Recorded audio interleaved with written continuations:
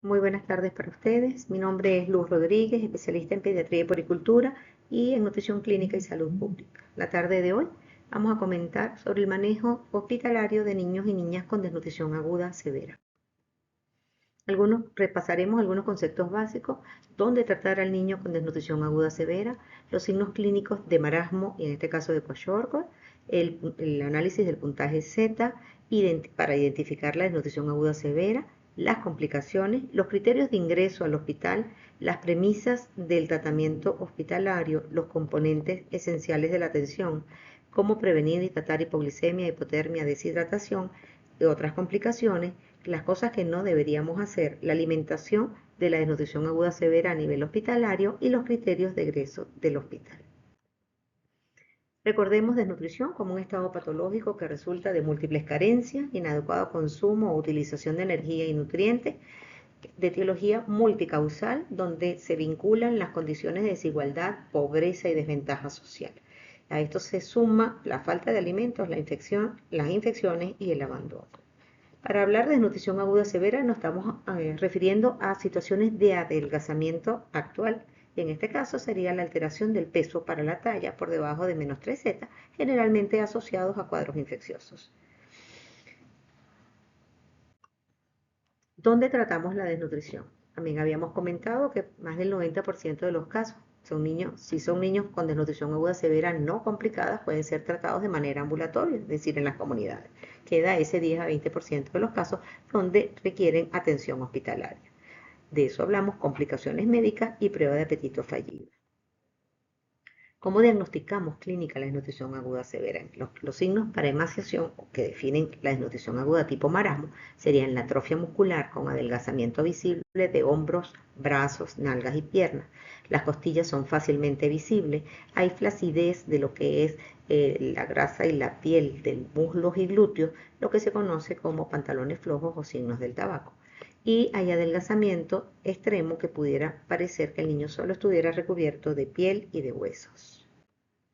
En el caso del edema, el edema se ve como una piel brillante, tensa, que cuando hacemos presión con el dedo pulgar es capaz de dejar una huella por algunos segundos, lo que se conoce como signo de Godet o fobia.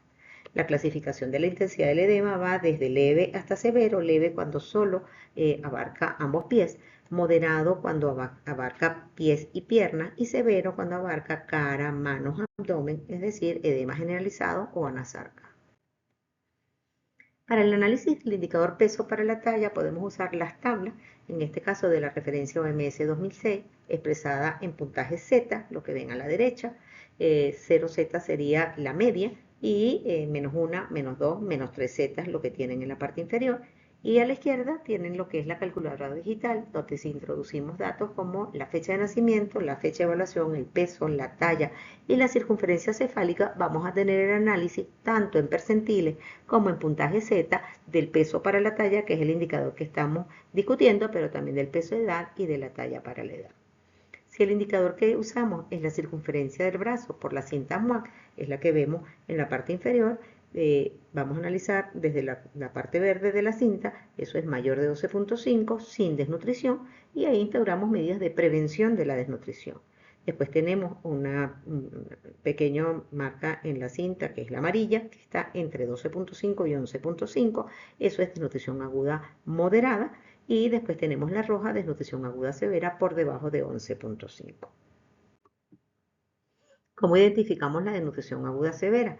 La definimos, lo dijimos, por el peso para la talla en o por debajo de -3Z o por una circunferencia braquial en el área roja, lo que es igual a -11.5 centímetros, cuando hay edema en ambos pies y niños mayor de 6 meses con peso inferior a 4 kilos o CBI inferior a 9 centímetros.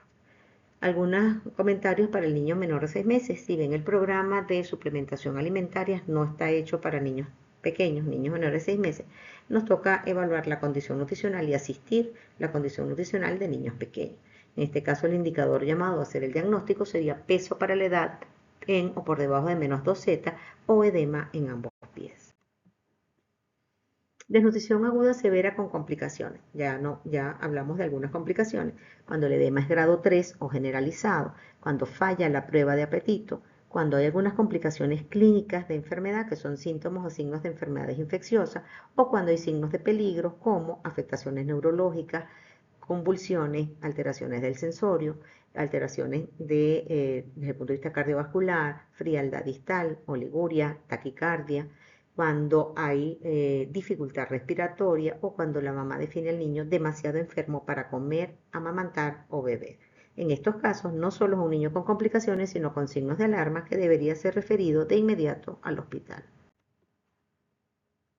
¿Cuáles serían los criterios de ingreso a una sala de recuperación? La sala de recuperación es un intermedio entre el hospital, que es esos niños que dijimos con criterios de alarma, y la atención en caso de comunidad. Quiere decir que el niño puede tener algunas complicaciones, pero no debe tener signos de peligro. Entonces sigue siendo el mismo niño con desnutrición grave, o sea, un peso para la talla en o por debajo de -3Z o un puntaje en CBI por debajo de 11.5 centímetros, sin signos de peligro, puede estar edematizado siempre y cuando el edema sea leve hasta moderado, no puede estar en anasarca, que pase la prueba de apetito. Y algunas otras causas para la sala de ingreso son los niños que tienen falla de tratamiento en la atención ambulatoria por, eh, por falla de respuesta al tratamiento o por pérdida reciente severa de peso cuando presentan algún cuadro infeccioso. En los niños pequeños, menores de 6 meses, dijimos que podíamos ingresar esos niños que tuvieran alteración del indicador peso para la edad, en este caso no peso para la talla, en o por debajo de -2Z o la presencia de edema. Los criterios de ingreso al hospital, volvemos y definimos peso para la talla en grave, -3 desviaciones estándar o -3Z o menos de 11.5, pero así aquí el edema está generalizado. Hay signos de peligro, colapso cardiovascular, alteraciones del sensorio o dificultad respiratoria y la prueba de apetito es fallida.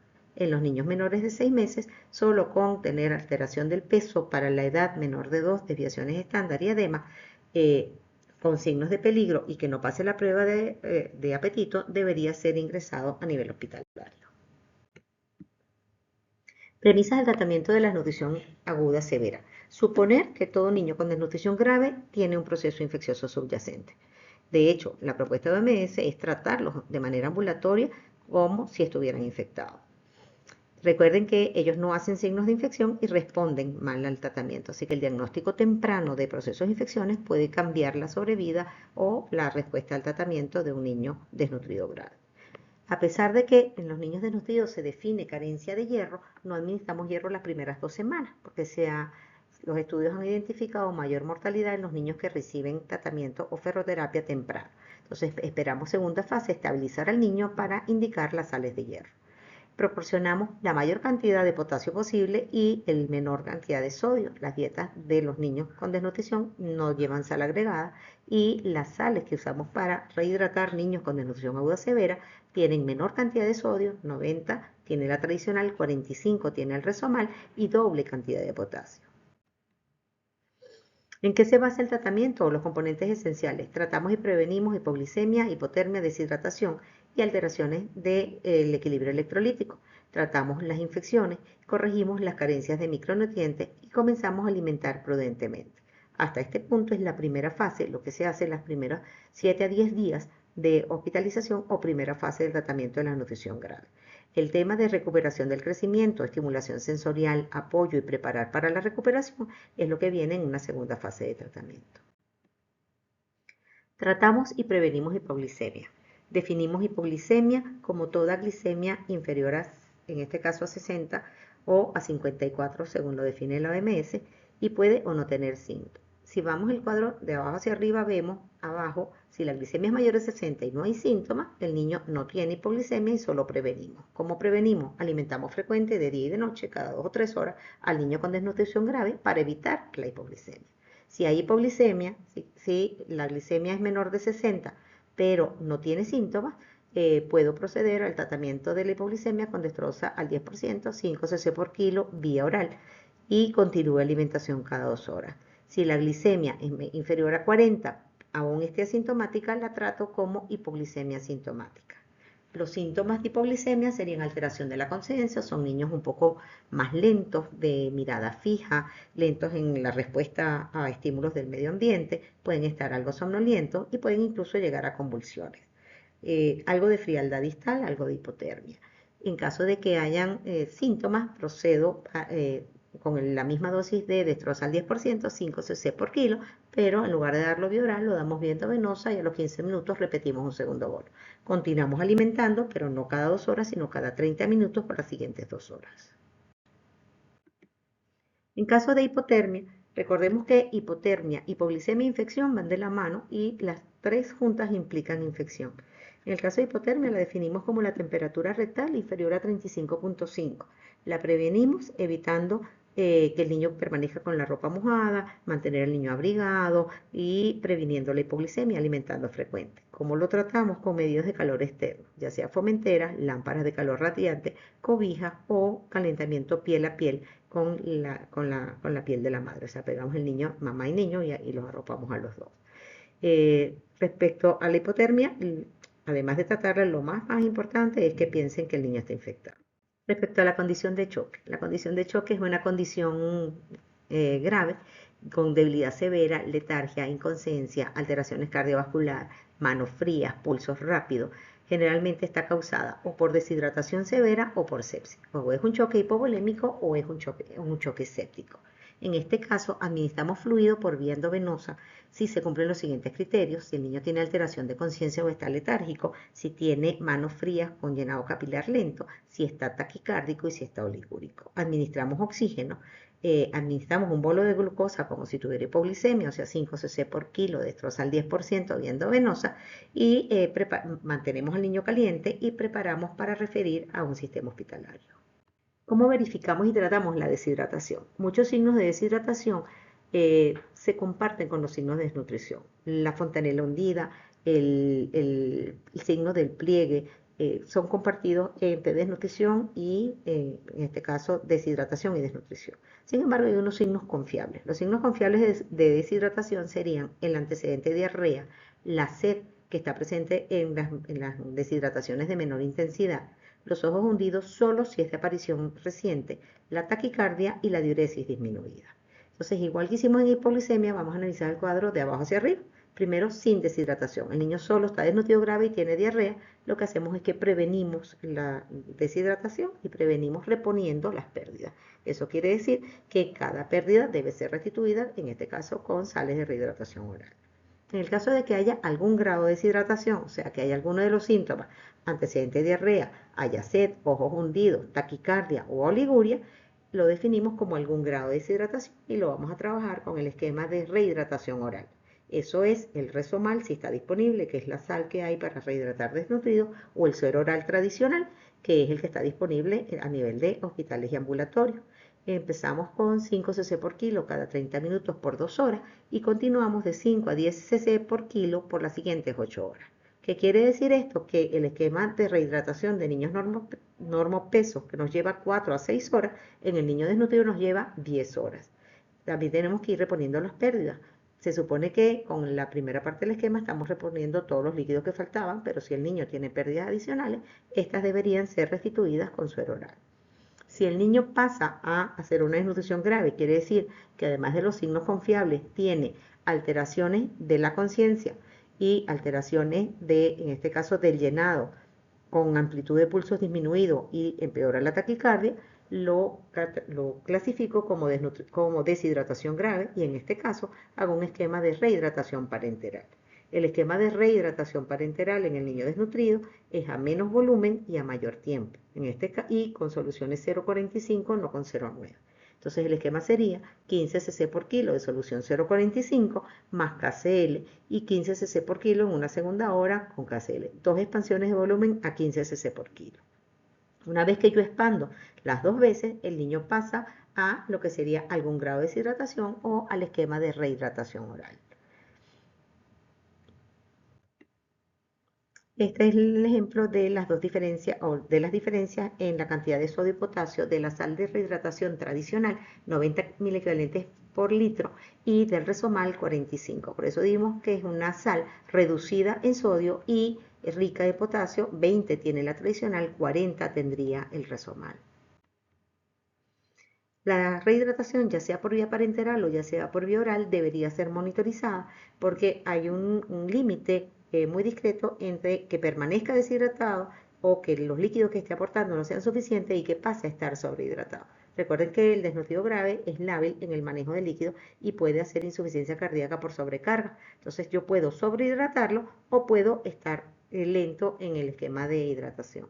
Los mejores signos para monitorizar cómo va en este caso la hidratación serían frecuencia cardíaca, frecuencia respiratoria. Si el niño aumenta frecuencia cardíaca y respiratoria, debo pensar que o hay una infección oculta o puedo estar sobrehidratando. Si solo el niño está taquimneico y luce mejor hidratado, tengo que pensar que puede haber un cuadro infeccioso, en este caso un cuadro infeccioso a nivel pulmonar, una neumonía. Si hay fiebre, pienso en cuadros infecciosos. Los rangos normales de frecuencia respiratoria y frecuencia cardíaca los ponemos en el cuadro, pero básicamente recuerden que tanto la deshidratación como la sobrehidratación se presentan con taquicardia y taquipnea.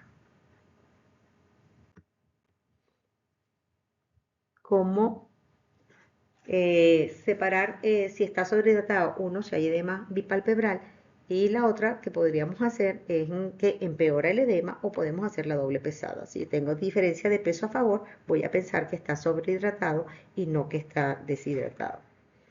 Con respecto a los criterios de corrección parenteral del equilibrio ácido-base, tenemos que la alteración electrolítica más frecuente en el desnutrido es la hipopotasemia o la hipocalemia.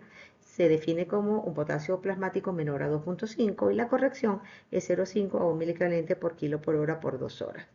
Las alteraciones de hipofosfatemia, hipocalcemia y hipomagnesemia generalmente se asocian a lo que conocemos como el síndrome de realimentación y se asocian a dietas agresivas. Si nosotros cumplimos una primera fase a nivel hospitalario con una dieta a poca caloría, poca proteína, lo que llamamos 100 calorías por kilo y 1 gramo de proteína por kilo, no deberíamos tener alteraciones de fósforo, calcio y magnesio. Sin embargo, si esas se presentaran, habría que tratarlas. Con respecto al sodio, el sodio del desnutrido normalmente es bajo, pero y no lo tratamos si no está sintomático, porque ellos tienen una hiponatremia dilucional. Ellos realmente tienen mucho sodio, pero el sodio está a nivel intracelular y el plasmático está falsamente diluido. Entonces, la manera de tratar la hiponatremia sería restringir el aporte de líquido, a menos que esté sintomático. Con respecto a la acidosis metabólica, los criterios de corrección de acidosis metabólica son los mismos que para niños normopeso. pH por debajo de 720, bicarbonato por debajo de 12, exceso de base por debajo de 12 y la fórmula la pueden hacer por bicarbonato real o por exceso de base, que no es más que exceso de base por peso, por la constante de distribución, que es 0,3 a 0,6, y eso nos daría la cantidad de bicarbonato a corregir. Y recordemos que la presentación de bicarbonato en ampollas es la de 0,6 miliequivalentes por mililitro, quiere decir que eso entre 0,6 nos daría el volumen a administrar. Usualmente hacemos correcciones de acidosis de bicarbonato para 2 a 4 horas, no hacemos correcciones más rápidas que eso. Otras complicaciones que se nos pueden presentar en el tratamiento de la desnutrición aguda severa es la anemia. La anemia severa por debajo de 4 gramos por decilitro tiene indicación de concentrado globular. Y otras indicaciones sería cuando hay alteraciones de la presión de oxígeno venosa asociado a episodios respiratorios, en este caso neumonía. La dosis de concentrado globular es de 5 a 10 mililitros por kilo, la dosis usual de concentrado, solo que si el niño está muy edematizado, está en anasarca, preferimos hacer 2 pequeñas transfusiones a 5 mililitros por kilo y no una a 10. Con respecto a la carencia de vitamina A, afortunadamente el país no tiene grandes deficiencias de vitamina A. La OMS propone una megadosis o una dosis alta de vitamina A para casos de sospecha de deficiencia. Esos son niños con xeroftalmía o algunas alteraciones visuales. Y la dosis de vitamina A en este caso serían 100.000 unidades en 3 dosis para los niños menores de 1 año y 200.000 para los niños mayores. La insuficiencia cardíaca es parte del síndrome de realimentación o parte de la sobrehidratación. O sea que mucha de la insuficiencia cardíaca que presentan estos niños tiene que ver con tratamientos agresivos. En todo caso, partimos porque hay que corregir la causa. Si la causa es metabólica, si es hipocalcemia, hipofosfatemia, hipomagnesemia, es corregir las alteraciones hidroelectrolíticas. Si el paciente está sobrehidratado, obviamente hay que restringir líquido y administrar, en este caso, diuréticos como furosemida. La digoxina está controvertida, la dosis de tiamina sigue apareciendo de manera anecdótica en todos los tratamientos de insuficiencia cardíaca en el desnutrido y se supone que puede haber deficiencia de tiamina que coadyuve a la aparición de insuficiencia cardíaca. Cosas importantes a recordar no hacer. No trate el edema con diurético. El edema es un síntoma. Cuando tratan el edema con diurético, empeoran la condición de potasio. Ya dijimos que el desnutrido tiene mucho sodio, poco potasio. Entonces no tratemos el síntoma porque empeoramos la condición del niño y agravamos su condición. No administramos hierro en la fase aguda. A pesar de que esos niños son carentes de hierro, esperamos pasar a la segunda fase de estabilización para iniciar el tratamiento con hierro. No dé fórmulas altas en calorías y proteínas. El tratamiento del desnutrido desde el punto de vista alimentario tiene dos fases. Una fase de caloría y proteína restringida, si se quiere, poco aporte calórico y proteico, y luego que está estabilizado, si podemos hacer los incrementos. No administre líquidos por vía endovenosa a menos que sea indispensable y no use la vía endovenosa sino prácticamente en situación de choque. Evite o prevenga la hipoglicemia, porque aunque no lo crean, hipoglicemia y hipotermia son causas de muerte en los niños hospitalizados con desnutrición grave en las primeras 72 horas de vida, no de hospitalización. Bien, pasemos a lo que es la alimentación de niños con desnutrición aguda severa. Existen dos fórmulas conocidas como F75 y F100. 75 son 75 calorías por 100 cc, perdón, y 100 calorías por 100 cc. Esas fórmulas están adaptadas para los diferentes momentos o condiciones del niño con desnutrición grave. Comenzamos con la de menor aporte calórico, o sea, iniciamos con la 75 y luego pasamos a la F100. Algunas cosas a recordar del requerimiento calórico y proteico en el niño desnutrido en la primera fase. Al niño al ingresar y por los próximos 7 a 10 días necesita entre 80 y 100 calorías y necesita entre 0,8 y 1 gramo de proteína. Cuando el niño va a la última fase de recuperación, el niño duplica el aporte calórico y necesita casi 200 calorías y casi 4 gramos de proteína por kilo de peso. Bueno, esos dos requerimientos son los que son cubiertos por esas fórmulas que les dije, F75 y F100. La F75 está hecha a base de leche en polvo completa, leche de vaca, azúcar, aceite, harina de arroz.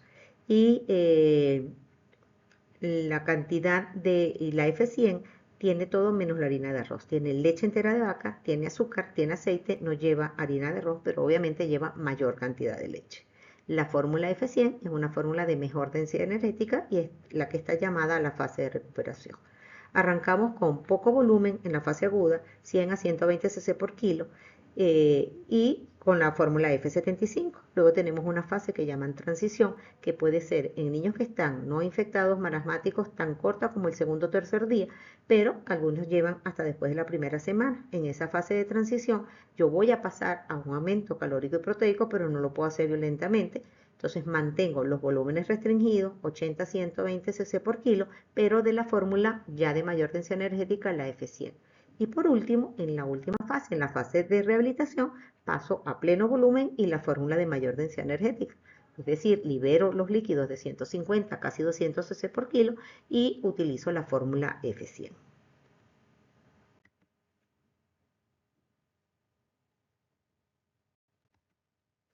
Existe en publicaciones de UNICEF y de la OMS tablas para la administración de las fórmulas en fase aguda para niños con edema severo y niños no edematosos o con edema moderado y no edematoso. En todo caso, las tablas nos dispensan en base al peso del niño, si el niño come cada 2 horas, cada 3 horas, a cada 4 horas, cuánto debería comer. Nosotros partimos de una premisa diferente a esta porque aquí los niños solo consumen fórmula y nosotros en los niños mayores de 6 kilos o mayores, prácticamente mayores de 6, 8 meses, ya reciben alimentación complementaria. Entonces realmente no le damos todo el volumen con la fórmula, le damos 70% fórmula y 30% lo que llaman alimentación complementaria o alimentación de bandeja. Quiere decir que a las tablas de UNICEF o las tablas de OPS, si las van a utilizar, primero tienen que separarlo si es maramático y edema hasta moderado y los que son con edema severo, y luego tendría que sacar el 70% de lo que ahí ponen si reciben alimentación complementaria. Si les dieran solo fórmula, independientemente del peso y la edad, si pudieran usar las tablas así como están publicadas. Criterios de fracaso de tratamiento, y ya vamos culminando. Llamamos fracaso de tratamiento el niño que es capaz de estabilizar o recuperarse desde el inicio de su ingreso. Eso es, incapacidad para recuperar el apetito a los 4 días, incapacidad para comenzar a disminuir el edema al cuarto día, que persista el edema por más de 10 días o incapacidad para ganar un peso de recuperación que son 5 gramos por kilo por día. Llamamos fracaso secundario aquel niño que se estabilizó, que mostró signos de mejoría, pero que en algún momento detuvo esta mejoría, incapacidad para ganar esos 5 gramos por kilo por día durante 3 días seguidos en cualquier momento de la fase de rehabilitación. Los criterios de egreso de una sala de recuperación es igual que los criterios de ingreso si se hicieron por peso para la talla, que era que estuviera el peso talla en grave en caso de -3 o el CBI por debajo de 11.5, sería el criterio de egreso, sería que eso ya no estuviera presente, o sea, que mejore el peso talla por lo menos a -2 y que mejore la circunferencia a más de 11.5. Obviamente que esté libre de complicaciones médicas, que el tratamiento esté cumplido, que el niño esté libre de edema en las últimas 2 semanas, que tenga buen apetito, que esté alerta y que la madre haya recibido un mínimo de capacitación en manejos de cuidado en el hogar. En los niños menores de 6 meses se ingresaron, ya no por el indicador peso para la talla en -3Z, sino peso para la edad, el cambio de canal en el peso para la edad debería ser el criterio antropométrico para considerar el egreso, obviamente libre de complicaciones, sin edema, comiendo bien, en buenas condiciones y una mamá capacitada y educada para lo que es manejo, cuidado y alimentación en casa. El criterio de ingreso al hospital es un paso previo a el criterio de ingreso al centro de recuperación, porque el centro de recuperación egresa al domicilio o a la comunidad. En cambio, el criterio de ingreso al hospital es la mínima estabilización de la enfermedad aguda por la que estuvo en el hospital para pasar a un centro de recuperación nutricional. Entonces aquí el criterio de egreso sería que estén resueltas o canalizadas las complicaciones médicas, que el niño empiece a mejorar el edema, pero puede estar incluso todavía edematizado, y que en el caso de que esté un niño sin edema, que comience a ganar peso por 3 días consecutivos. Lo que no se persigue es que el niño complete la recuperación en el hospital y ahí debería ser el paso a un sitio intermedio como son los centros de recuperación nutricional. Eso era todo por hoy. Muchas gracias.